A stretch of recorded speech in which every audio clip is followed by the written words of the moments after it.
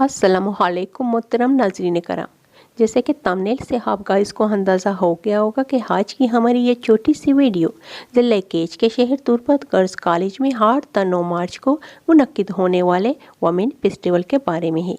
تو آپ سبھی دیکھنے اور سننے والے اور والیوں کو پہلے سے ہی معلوم تو ہوگا کہ 8 مارچ کو صرف پاکستان میں ہی نہیں بلکہ پوری دنیا میں خواتین کا عالمی دن بڑے ہی جوش و خروش کے ساتھ سیلیبریٹ کیا جاتا ہے۔